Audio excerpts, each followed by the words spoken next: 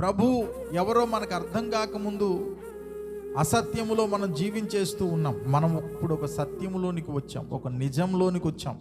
మన ఆరాధనకు ఒక అర్థం ఉంది, మన పాటలకు ఒక అర్థం ఉంది, మన వినే వాక్యానికి ఒక అర్థం ఉంది, మన జీవితానికి ఒక అర్థం ఉంది, మన మరణానికి కూడా ఒక అర్థం ఉంది.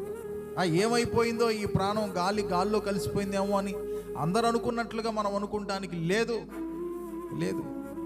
ఎందుకంటే వాక్యం సెలవిస్తుంది, నీతిమంతుల మరణం యెహోవా దృష్టికి విలువైనదంట.